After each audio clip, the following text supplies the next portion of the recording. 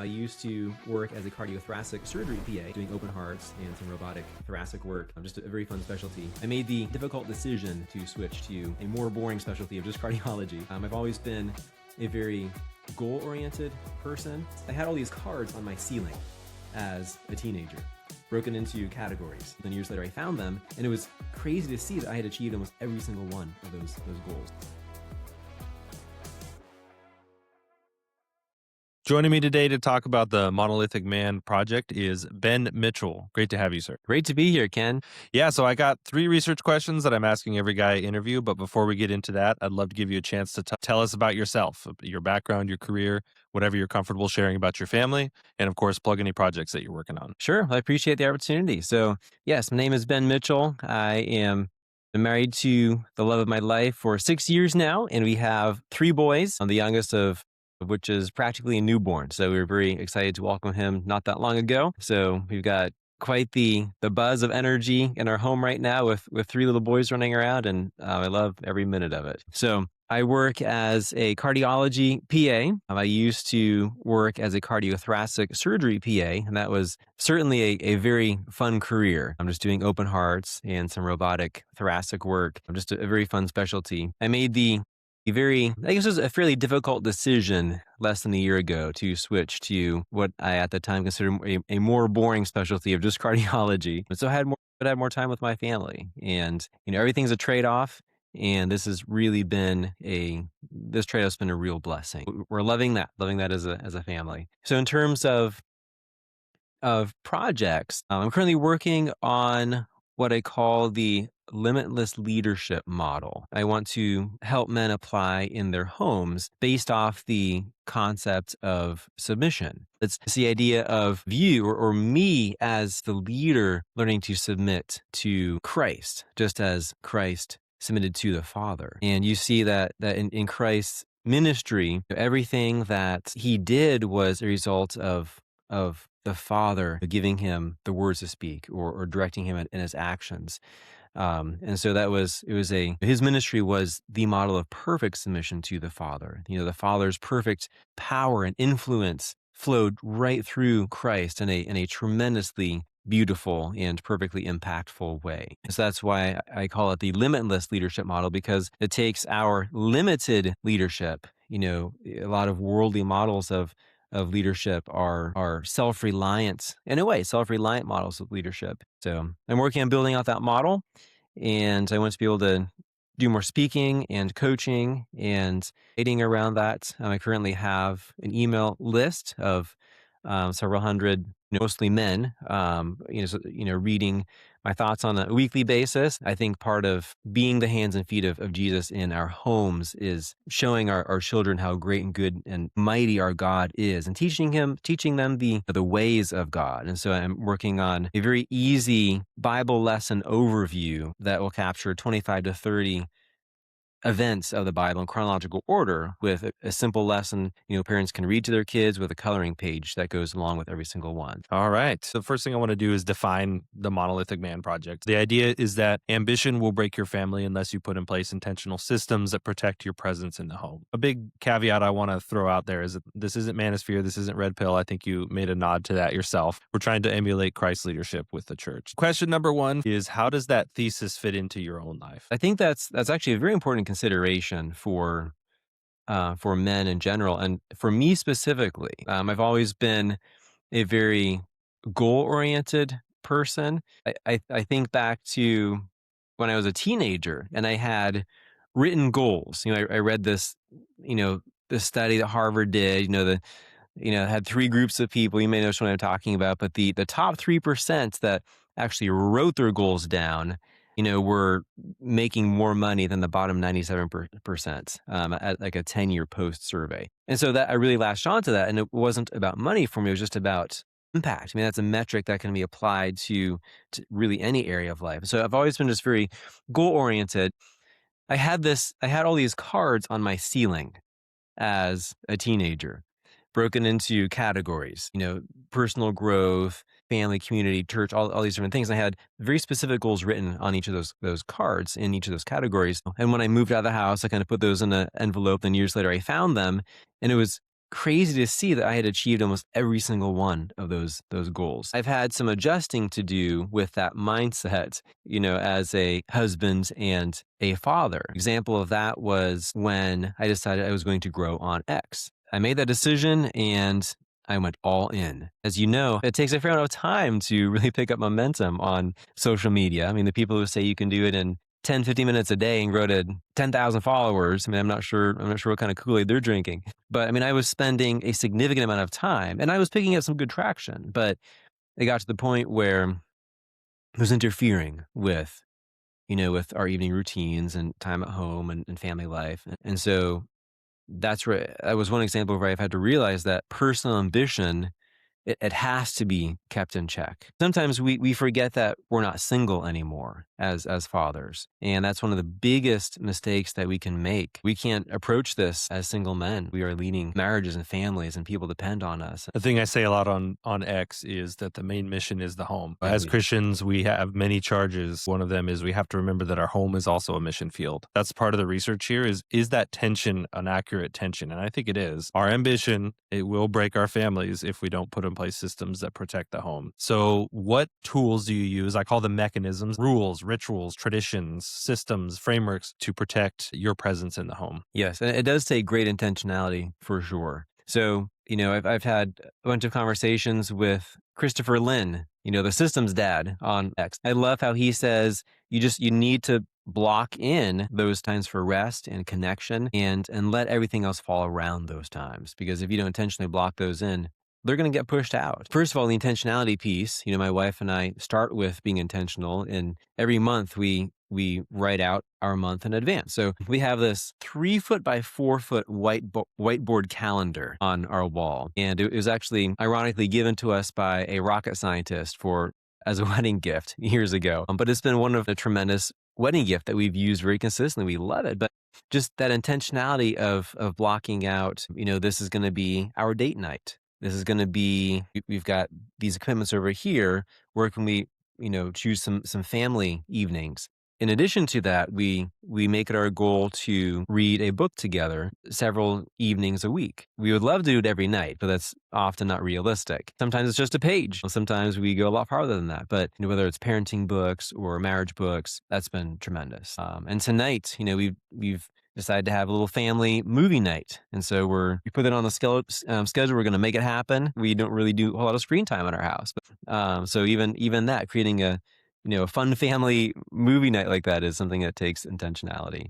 You mentioned a biweekly tradition of going on a date night. Are there any other traditions, maybe on a weekly basis or a monthly basis, that you try to fit in? Yeah, so typically we'll do some more granular planning. So we kind of do the broad strokes on the monthly planning, but we try to sit down every usually Sunday afternoons and just go through the week ahead. And then particularly preceding a day off, we'll kind of set aside 10 to 15 minutes to plan the following day. And that's, when you have like a full day where you don't have any commitments, where you literally just do nothing all day long, maintaining momentum, pulling together as a couple, and then momentum for the boys, for 16 hours or whatever, some coordination. And that took some significant adjustment to figure out how to do that well as a couple. But having those 15-minute planning blocks, the evenings before those days off, has been fairly revolutionary. You mentioned that you have a slightly different schedule than most people would work. I would imagine that makes planning a challenge. Have you had any intentional conversations about, is this a permanent thing? Is this a temporary thing? Yeah, so this is a permanent thing. It's easy to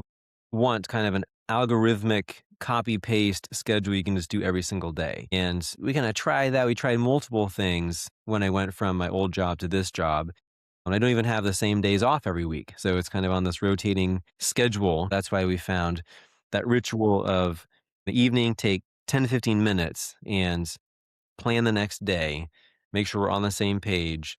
Got the boys these hours, she's got the boys these hours, and we have family time these hours. And, you can get your recharge solo time in here. You can work on a project here. I mean, just kind of being on the same page, pulling together with those planning sessions has been very helpful. So far, everybody I've talked to has either a standard or a different thing that most people wouldn't have. I love that you have a different schedule and you're speaking wisdom into how to manage that. Well, thank you. The third question I have is about seasons. This concept came up for me last year. I was laid off from my software engineering job. I was laid off for 4 months, 1,000 job applications, and I finally landed a position. But that was a crazy season. Our entire life was disrupted, turned upside down. And I kept telling my wife and my kids, hey, this is a season. The way we're doing things now is not how things are always going to be. This isn't the new norm. Since then, I've really developed this idea that seasons are things that can happen to you. You can choose seasons of life. How do we navigate really busy seasons or things that happen to us? Well, there are a couple of things that come to mind. One is making sure your wife is really on the same team with you. For me, it's been taking on the role of initiator, initiating conversations, initiating where she is with her emotions, how she feels about it, and just drawing her out. And so that's very important, and just being able to talk through concerns and aggravations with the current season, because sometimes the craziness or the roller coaster of emotions that come from a busy season can be smoothed over a little bit just by talking through those things. The other thing is having conversations about how it won't be this way forever, highlighting the fact that there will be an end to this, and to be talking about, what would that endpoint look like. Sometimes it's very hard to predict when the end will come, in terms of, when will I get a new job? I mean, 1,000 applications later, is it going to be the 400th or the 800th or the 12th, 1,000th or whatever? Yeah. Sometimes you don't know the endpoint, but just having those conversations that there will be an endpoint, and if you can define that exit strategy clearly, so there's some expectations, that is certainly helpful. And sometimes I think we can create an endpoint if we know that it's stressing out our families in an unhealthy way. So I'll share an example about a season that we went through recently, the addition of baby boy number 3. And so we have a lot of projects, and we're involved in a local church. We do a ministry with leading a guys group. So, the guys group entails making dinner for a bunch of guys and having a little Devo and some fun and games and all that type of stuff. So it's a fair investment on the Saturday that we do it, for both my wife and me. We decided this is a season where we're gonna have to put that on hold for a month or two. We've since resumed it, but sometimes we just have to adapt to the season. When you add things in, sometimes you have to do some subtraction too. I really like how you keep using the word tension. I think that's very accurate. I think tension is healthy. A lot of people don't like living under tension or having to navigate tension. They don't like feeling like they're walking a tightrope. But that's the key to having a healthy marriage and family and just being a healthy person. Growth happens under tension. Progress happens under tension. Momentum happens with tension. And tension is healthy, and it keeps us from swinging too far one way or the other, or being consumed by a certain project. And so that helps us navigate these seasons. Yeah, I think all the ideas that I talk about so far have a tension somewhere. And the way that I'm looking at it is that the tension helps us find the middle, which is going to be more correct than either of the extremes. And you look at that in anything, today's politics,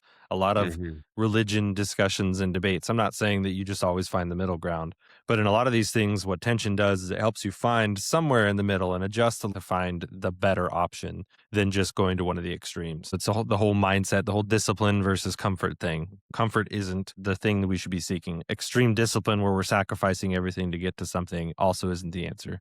You got to find a middle ground. So I appreciate you bringing that up. That's a big part of this research project, is validating that the ideas I have are in the correct vein, not because I think they are, but because together 100 guys are coming together and saying, hey, I really like this. This I'm not as big a fan of. And so far it's been really enlightening to talk to everybody. I think usually when there's an extreme, there's also neglect. Hmm. So I think that's, Yeah, that's a when you good way find to put it. yourself in an extreme, there's something over here that's being neglected, whether that's family or marriage or work. I mean, just that tension really, like you said, keeps us in a healthy middle ground. You were talking about your project, just as a bonus question, if you will. You were talking about your project and about modeling Christian leadership after Christ. And my first interview with Jason, definitely a great interview. You should go check it out if you haven't seen it already. But he was talking about how he invites his wife into leadership with him, and he spends a lot of time trying to model what is the right thing to do. You see it all over the social media and influencers talking about the way to fix your marriage is to do this, this, and this, or the way to fix your family is this, this, and this. I think modeling Christ as much as we possibly can is going to net more results than if we're trying to domineer or trying to control. Yes, I frequently have conversations with my wife about her being a leader in the home as well. So, going to like a very strict, conservative model of the home that idea may be rejected in some way, but leadership is influence. That's what it is. Leadership is influence. And both fathers and mothers absolutely have tremendous influence in the home, and mothers and wives need to be having tremendous influence. We have conversations all the time about my wife growing her leadership skills. And that really comes down to, spiritual growth, becoming more and more in tune with just like a lens, focusing that lens and seeing more clearly the goodness and greatness and love of God, and letting that fuel greater commitment. And that needs to happen on both her part and my part. And the results in great things, becoming greater conduits of his perfect influence in each other's lives, and also in the lives of our children and beyond.